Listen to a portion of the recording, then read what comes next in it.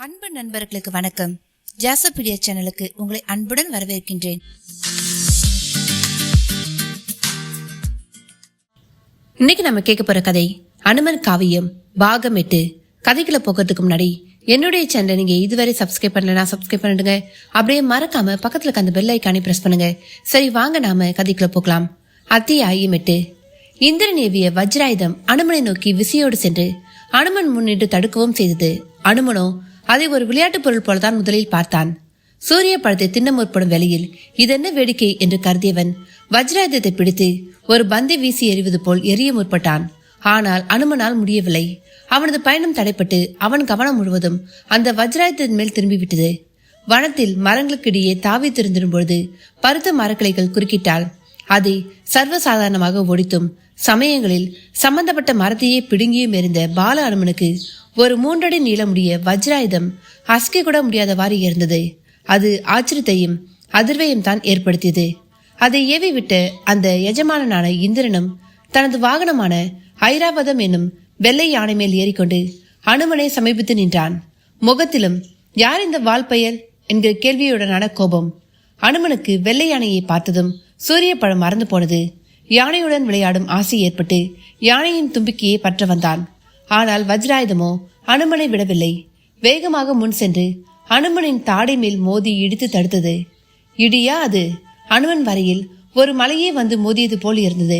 தாடியும் காயம்பட்டு ரத்தம் சொட்ட தொடங்கிட அனுமனும் மயக்கமுற்று வானிலிருந்து கீழே விழத் தொடங்கினான்.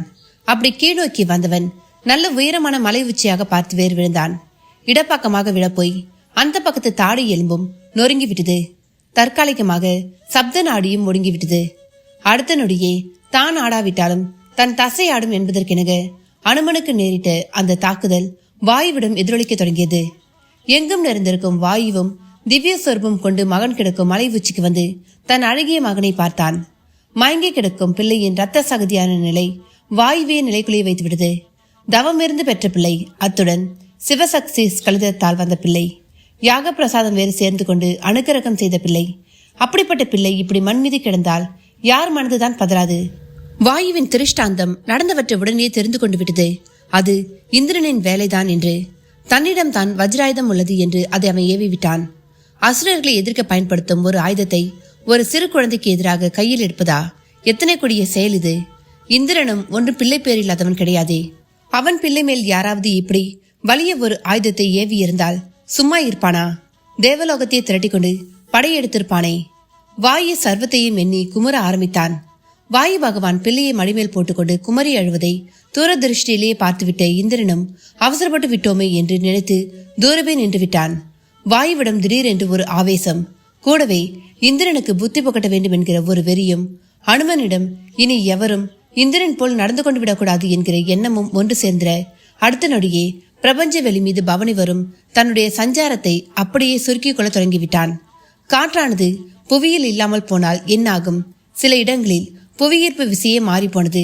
சில இடங்களில் பேரழுத்தம் ஏற்பட்டு அந்த பாகங்கள் எல்லாம் நடுங்க தொடங்கிவிட்டன. விண்ணில் எதிரொலிக்க தொடங்கியது வாயுவின் கோபம். இந்திரனும் பிள்ளையார் பிடிக்க போய் குரங்காகி விட்டதை உணர்ந்தான். இந்த இடைவெளியில் ராகு சூரியனை பிடித்து பின் உமிழவும் செய்துவிட்டான். வாயுவின் தாக்கத்தோடு கிரகணமும் சேர்ந்து கொண்டு விட சப்த லோகங்களுமே ஊழி ஏற்பட போவதாக கருதி ஈஸ்வரனை தியானிக்க தொடங்கிவிட்டன. வனப்பகுதியில் வாழ்ந்து வந்த அஞ்சனியும் கேசரியும் கூட ஏதோ நடக்கக்கூடாதது நடந்துவிட்டதாக கருதினார்கள். அஞ்சனை அவ்வேளையில் அனுமன் இல்லாததை உணர்ந்து நடந்ததையும் அறியாதவளாக, சுந்தரா, சுந்தரா, மகனே சுந்தரா, எங்கிருக்கிறாய் நீ என்று குரல் கொடுத்தபடி தேடி நடக்க தொடங்கிவிட்டாள். அஞ்சனை அனுமனை அப்பொழுது மட்டுமல்ல, பிறந்தது முதல் பின்னாளில் அனுமன் ராமனோடு அயோத்தியில் இருந்தபொழுதும் சரி சுந்தரா என்று அழைப்பதையே வழக்கமாக கொண்டிருந்தாள். நடக்க தொடங்கியவள் மெல்ல காற்றின் சஞ்சாரம் குறைவதையும் வெளியெங்கும் ஒரு மாற்றம் ஏற்படுவதை பட்சி கூட்டங்கள் கத்துவதை வைத்தும் மிருகங்களின் தாறுமாறான கூக்குரல்களை வைத்தும் உணர்ந்து கொண்டாள். அப்பொழுது கூட அவளுக்கு அது தன் மகன் பொருட்டு ஏற்பட்ட மாற்றங்கள் தான் என்பதை அனுமானிக்க முடியவில்லை. கேசரியும் இன்னொரு புறம் அனுமனை தேடி திரிந்தபடி இருந்தான். வாயுவின் கோபமான செயலின் தாக்கம் பிரம்மாவின் சத்தியலோகத்திலும் எதிரொலிக்க ஆரம்பித்தது. நாரதரை அங்கு விஜயம் செய்து, தந்தையே, 7-14 லோகங்களுமே ஸ்தம்பிக்க ஆரம்பித்து விட்டன.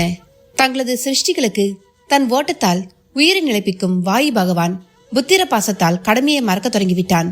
எப்படி இந்த இக்கட்டை சமாளிக்கப் போகிறீர்கள் என்று கேட்டபடி வந்து நின்றார். வீணை வாணியும் பிரம்மா என்ன கூறப் போகிறார் என்பது போல் பார்த்தாள். இதுதான் சமயம் என்று இந்திரனும் பிரம்மதேவா அபயம் என்று குரல் கொடுத்தபடி சத்தியலோகத்துக்குள் நுழைய தொடங்கிவிட்டான். கூடவே அவனது சபையோர் அவ்வளோ பேரும். பிரம்மதேவன் முகத்தில் ஒரு அர்த்த புஷ்டியுள்ள புன்னகை. பத்திரப்பட வேண்டிய வெளியில் எப்படி பிரம்மாவால் மட்டும் புன்னகைக்க முடிகிறது? நாரதருக்கு கோபமே வந்துவிட்டது. பிதாவை, என்ன இது? எதற்கு இந்த மர்மமான புன்னகை, அதுவும் பிரச்சனைக்குரிய இவ்வேளையில் என்றார் பலமான குரலில். மைந்தா, பதற்றப்படாதே. நடக்க வேண்டியது நடக்க வேண்டிய நேரத்தில் நடக்க வேண்டிய விதமாகவே நடந்து முடிந்துள்ளது என்றார் பிரம்மா சற்று தத்துவமாக. அப்படியே இந்திரனை பார்த்து, அமரேந்திரா, ஒரு குழந்தைக்காக வஜ்ராயுதத்தை தூக்க உனக்கு எப்படி மனம் வந்தது என்றும் கேட்டார். பிரம்மதேவா, நான் சற்று அவசரப்பட்டு விட்டதாகவே உணர்கிறேன். ஆயினும் சூரியனை சமீபிக்கும் அளவு ஒரு குழந்தைக்கு சக்தி இருக்கிறது என்பதே என்னை பெரிய அளவில் சிந்திக்க செய்துவிட்டது. ஏதோ ஒரு அசுர சக்திதான் கிரகண வேளையில் இயற்கைக்கு மாறாக ஊறு விளைவிக்க கிளம்பிவிட்டதாக நான் எண்ணும்படியாகிவிட்டது. அது சரி, அதற்காக வஜ்ராயுதத்தை எடுப்பது? மந்திரங்களில் காயத்ரியை போன்றதல்லவா ஆயுதங்களில் வஜ்ராயுதம்? தந்தையே, இப்பொழுது வஜ்ராயுதம் பற்றிய பிரஸ்தாபம் எல்லாம் எதற்கு? முதலில் அந்த குழந்தையை கண்விழிக்க செய்து வாயுவை சமாதானப்படுத்த என்ன வழி என்று பாருங்கள் என்றார் நாரதர். பிரம்மாவும் மீண்டும் புன்னகையுடன் அனைவரையும் பார்த்தார். அருமை தேவஜீவர்களே, அழித்தலுக்கு அதிபதியான ருத்ரமூர்த்தியும் காத்திடுவதில் கருணைமிக கொண்டு விளங்கும் விஷ்ணுமூர்த்தியும் எதிர்வரும் காலத்தில் இந்த பாலகனை கொண்டே பல காரியங்களை செய்ய இருக்கிறார்கள். எனவே இவன் ஒரு அசாதாரணமான பிள்ளை. வஜ்ராயுத தாக்கத்தால் மயக்கத்தில் தான் இருக்கிறான். அவனை நானே கண்விழிக்க செய்கிறேன். அதே சமயம் நீங்கள் அவ்வளோ பேரும் வாயுவை சமாதானம் செய்யும் பொருட்டும் அந்த பிள்ளையின் எதிர்கால சிறப்புக்காகவும் உங்கள் சக்திக்கும் விருப்பத்துக்கும் ஏற்ப வரங்களை வழங்கிட வேண்டும் என்றார் பிரம்மா. பிரம்மதேவரே, வஜ்ராயுதம் தாக்கியும் உயிரோடு இருக்கும் ஒருவனை நான் இப்பொழுதுதான் பார்க்கிறேன். இது எப்படி சாத்தியம்? என் வஜ்ராயுதம் பலமிழந்து விட்டதா? இல்லை, அந்த பிள்ளைதான் வஜ்ராயுதத்துக்கு இணையான பலசாலியா என்று இந்திரன் தனது ஐயத்தை கேள்வியாக்கினான். சரியான கேள்வி தான் கேட்டாய் இந்திரா. உனது வஜ்ராயுதம் என்றுமே வலிமை இழக்காது. உள்ளபடியே இந்த பிள்ளைதான் வஜ்ராயுதத்தை விடவும் பலமான பிள்ளை. இவனது பிறப்பின் நுட்பம் தெரிந்தால் நீ இவனை கையெடுத்து தொழத் தொடங்கி விடுவாய் என்றார் பிரம்மா. அதை கேட்டு தேவர்களே ஆச்சரியப்பட்டனர். ஏனென்றால் வஜ்ராயுதத்தின் பின்புலம் அப்படிப்பட்டது. தேவர்களின் தலைவனான இந்திரன் வசம் பல அரிய பொருட்கள் இருந்தன. அமுதமின்றி தேவர்களும் அசுரர்களும் பார்க்கடலை கடந்த பொழுது முதலில் ஆலகாலம்தான் வந்தது. அதை ஆதிசிவத்தின் அவதார ரூபியான ஆலால சுந்தரர் என்பவர் வழித்தெடுத்து சென்று ஈசனிடம் தந்துவிட்ட நிலையில் அவரும் அது வெளியே இருப்பது ஆபத்து என்று தானே உண்ண தலைப்பட இதை இறைவனின் கண்டத்தோடு தடுத்து நிறுத்திவிட்டால் ஈசனின் சரிபாதி இடத்தை கொண்டிருக்கும் பார்வதி தேவி. இதனால் இறைவனின் கண்டம் நீளமாகிட நீலகண்டன் என்று ஆனார். அவரை நீலகண்டமாக்கிய விஷமானது பொங்கி பெருங்கிய வேலை திரையோதசி திதியாக அமைந்து அதுவே பிரதோஷ கால வேலை எனப்படுகிறது. விஷத்தை தொடர்ந்து பார்க்கடலிலிருந்து பல அரிய பொருட்கள் அணிவகுத்து வந்தன. கற்பக விருட்சம், ஐராவதம், உச்சேசரவஸ் என்னும் குதிரை, பாரிஜாத விருட்சம் போன்ற அவ்வளவும் அதன் பிறகே தோன்றி அவை தேவர்களின் தலைவன் என்னும் முறையில் இந்திரனை அடைந்தன. இதனால் இந்திரன் பெரும் நிதிக்கும் செல்வங்களுக்கும் அதிபதியானான். ஆனாலும் வீரத்திற்கு துணை நிற்கும் விதமாய் அவனிடம் இருந்தது வஜ்ராயுதம் ஒன்று மட்டும்தான். அதுவும் கூட காலப்போக்கில் சக்தி இழந்து போனது. வஜ்ராயுதத்தை வெற்றி கொள்ளும் சக்தி மிக்க பலவித ஆயுதங்களை மற்றவர்கள் தங்கள் தவபலம் மற்றும் வேள்விகளின் வரசக்திகளால் அடைய தொடங்கினர். இப்படி ஒரு தருணத்தில் தான் இந்திரனுக்கும் விருத்திகாகரனுக்கும் யுத்தம் உண்டது. விருத்திகாசுரன் துவஷ்டா என்னும் அசுர குருவின் ஏவல் சக்தி ஆவான். ஒட்டுமொத்த ஆவேசத்தோடு விருத்திகாசுரன் இந்திரனை விரட்டி வந்தபொழுது இந்திரன் ஓடி ஒளிந்து கொண்டான். சில காலம் தாமரை தண்டுக்குள் ஒரு சிறு வண்டு போல தன்னை ஆக்கிக் கொண்டெல்லாம் ஒளிந்தான். விருத்திகாசுரனை வெற்றி கொள்ள வலுவான ஒரு ஆயுதம் அவனுக்கு தேவைப்பட்டது. அவ்வேளையில் காக்கும் கடவுளாகிய மகாவிஷ்ணு தான் இந்திரனுக்கு வழிகாட்டினார். பூலோகத்தில் தாதீசி என்னும் ஒரு முனிவர் பார்க்கடலை கடையும் பணி நடந்த பொழுது அவ்வளோ தேவர்களும் அஷ்டதிக் பாலகர்கள் முதலான சர்வமயமானவர்களும் தங்களது விசேஷமான சக்திகள் அடங்கிய ஆயுதங்களை தாதீசி முனிவரிடம்தான் ஒப்படைத்தனர். அவரோ பேராசையோ பொறாமையோ துளியும் இல்லாதவர். தன்னை நம்பி ஒப்படைக்கப்படுவதை கண் போல காக்க விரும்புவோரும் கூட மிக சிறந்த ஆசார சிலர். எனவே தான் அவரிடம் அவ்வளோ பேரும் தங்களது ஆயுதங்களை பிறகு வந்து பெற்றுக்கொள்வதாக கூறி ஒப்படைத்தனர். ஆனால் பார்க்கடல் கடையப்பட்டு அமுதமும் கிடைத்துவிட்ட நிலையில் தேவர்களுக்கு அந்த ஆயுதங்கள் எல்லாம் இனி தங்களுக்கு தேவையில்லை என்று தோன்றிவிட்டது. தாத்தீசி முனிவரிடம் வந்து அவரை திரும்ப கேட்கவே இல்லை. வெகுநாள் வரை பாதுகாத்து வைத்திருந்த தாத்தீசி முனிவர் யாரும் திரும்பி வந்து கேட்காத நிலையில் அவரை தூக்கி எறிய மனமில்லாமல் அவ்வளவையும் பொடியாக்கி அதை ஒரு உருண்டையாக சுருக்கி அப்படியே விழுங்கி அந்த சக்திகள் அனைத்தும் தனது முதுகெலும்பில் உருக்கொள்ளுமாறு செய்துவிட்டார். இதனால் அவரது முதுகெலும்பு உலகின் எவ்வளோ ஆயுதங்களாலும் ஏதும் செய்ய இயலாத ஒரு சிறப்பு கொண்டதாக மாறிவிட்டது. அப்படிப்பட்ட முதுகெலும்பால் ஒரு ஆயுதம் செய்தால் அதுதான் விருத்திகாசுரனை அழிக்கும் என்பதை விஷ்ணுமூர்த்தி இந்திரனுக்கு கூறி தாத்தீசியை போய் பார்க்கும்படி கூறினார். இந்திரனும் சென்று பார்த்தான்.